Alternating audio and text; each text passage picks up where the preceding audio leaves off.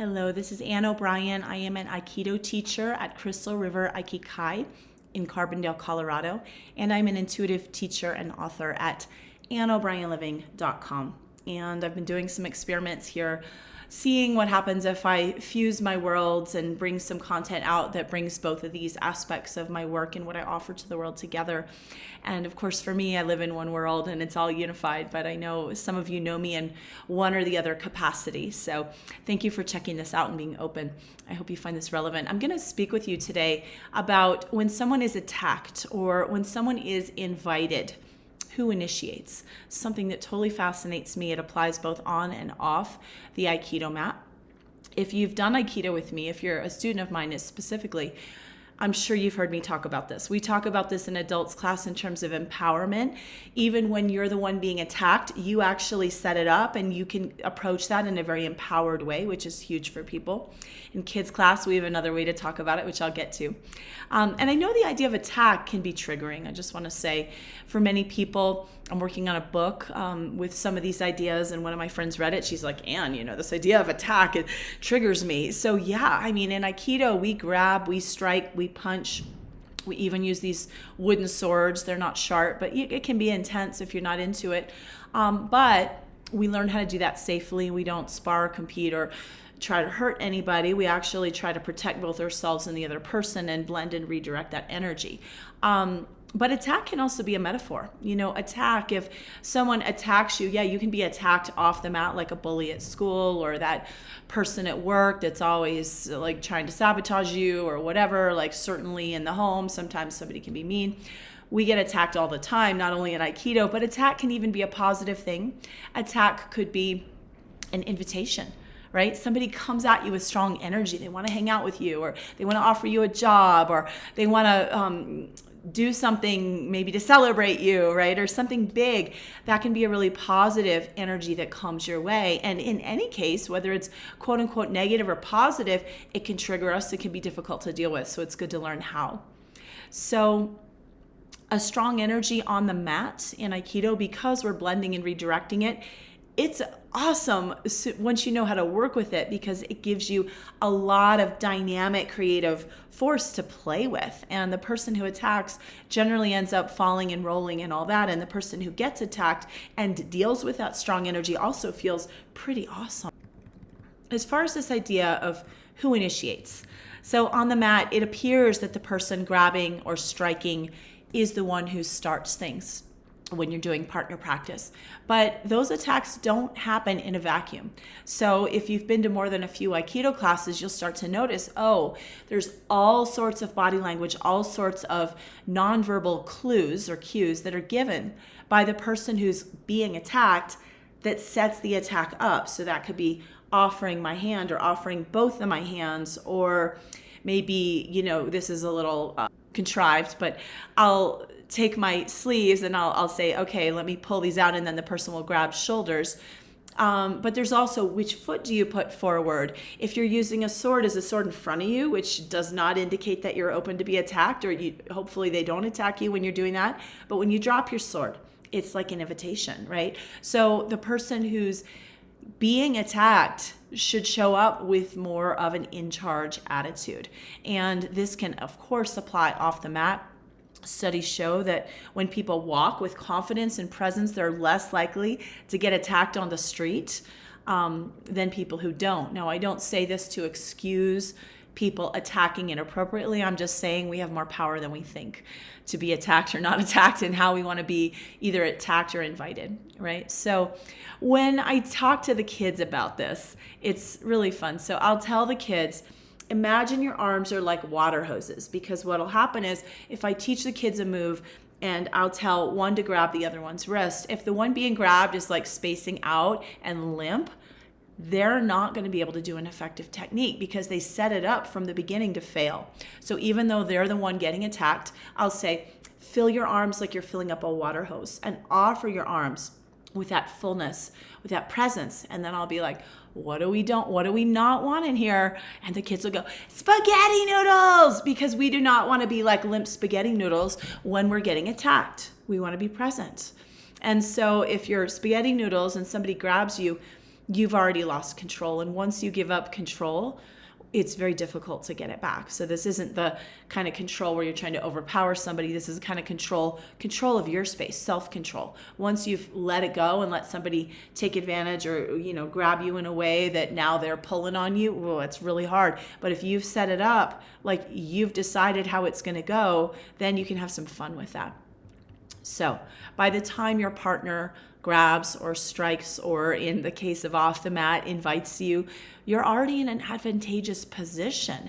And the person who attacks should wonder what just happened to them, not the other way around. So when you get attacked, you should already be ready to do that technique. And I'm talking on the mat.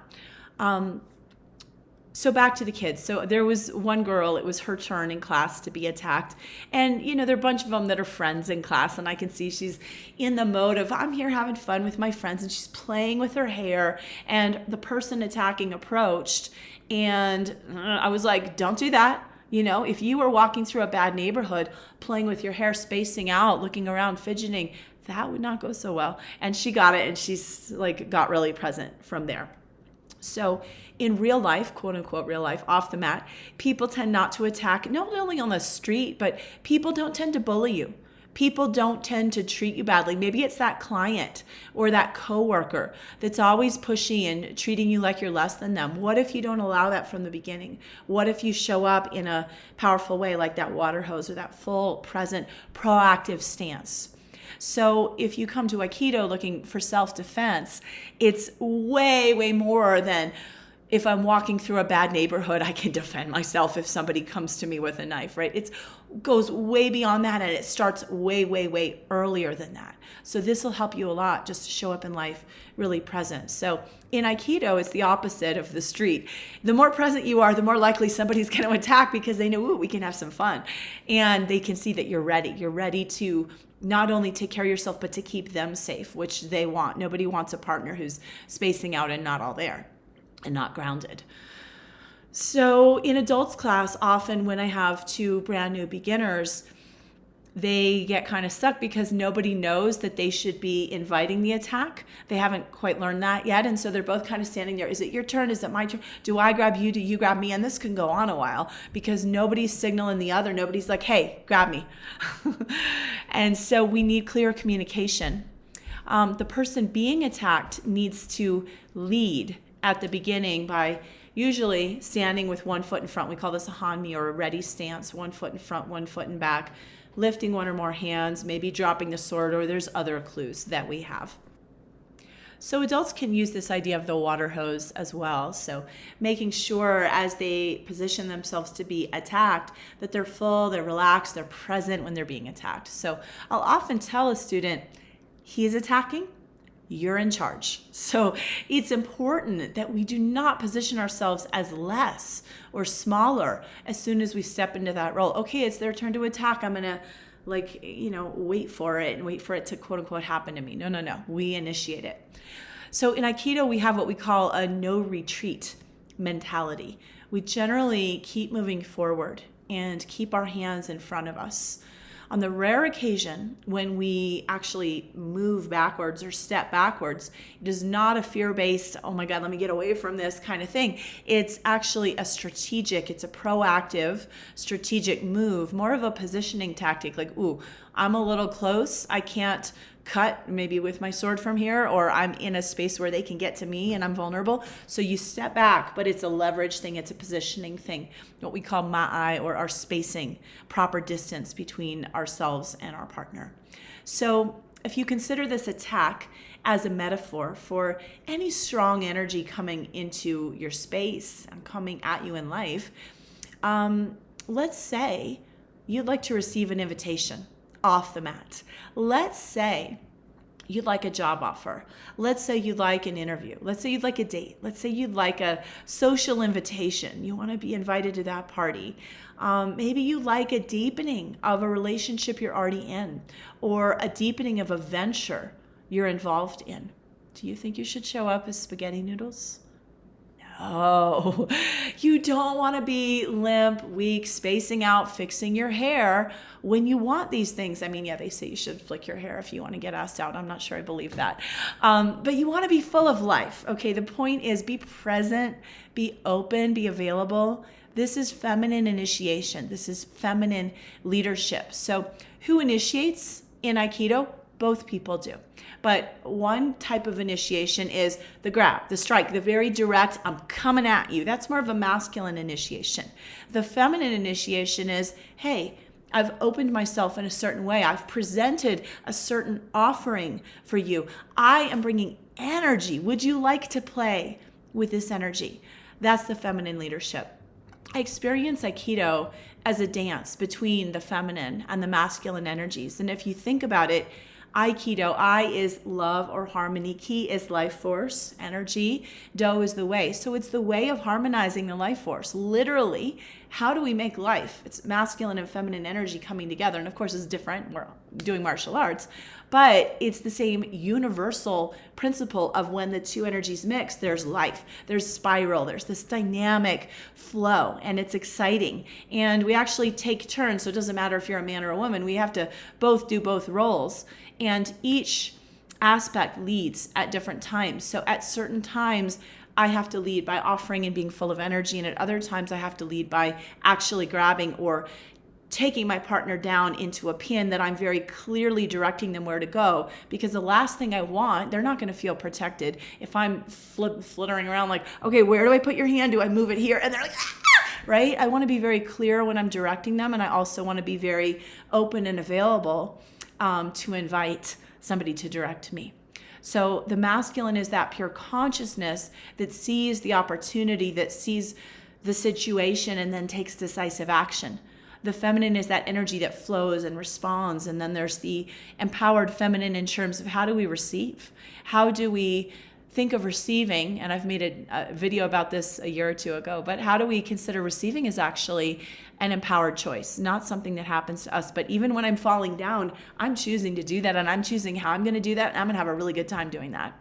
And I'm ready to do that at any moment. And I'm ready to not do that. I'm ready to keep attacking if you let me. And I'm ready to fall on the ground and completely surrender if that's what the moment requires. So that's that feminine flowing and responding. But what makes it Aikido is not only that we play these two roles and that the masculine and feminine have these exchanges, but because we do it with love. So I, the first kanji or character in Aikido is love, harmony, right? In service. So a perpetrator, on or off the mat, right? Hopefully we don't get these on the mat. We try to teach them really quick if they come with this. But a perpetrator attacks because he sees an invitation and takes advantage of it. And it could be a she, but the perpetrator will go, ooh, I see an opening. I'm going to go get that. I'm going to go take what I want, right? That's negative, unhealthy masculine versus that healthy masculine that drives and initiates, does it from service, does it like, ooh, I want to support the flow of love. I want to support more life force to flow. And I feel the energy and I see the opportunity and I see what needs to happen to provide that. And that's the dance of love. A victim is likely to feel wounded when she, could be a he, but let's say she is not energetically present or proactive. When she feels like she's spaced out, then all of a sudden everything's just happening to her, there's a victim right there. But the healthy feminine takes full ownership of her capacity to receive and says, here's how I want to do it. I'm inviting this to happen, and here's how I'm available for it to happen.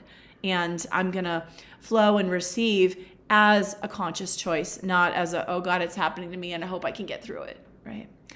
Obviously, there's a lot more I could say on all this, and this applies on and off the Aikido mat. So this is why I've dedicated myself to practice and teaching Aikido in this lifetime. So if you're in Carbondale, Colorado area, you can join us Mondays and Wednesdays. You can learn more at crystalriverikikai.com. If you are not local and you are interested in this idea of particularly the feminine leadership, how do you lead from that feminine invitation, offering energy? How do you receive as an empowered choice? And specifically communication from that feminine. I am offering an online course coming up. It is called Empowered Feminine Communication. You can learn more at annobrienliving.com/events. /EFC. So you can click events in the menu, but AnnO'BrienLiving.com/EFC stands for Empowered Feminine Communication.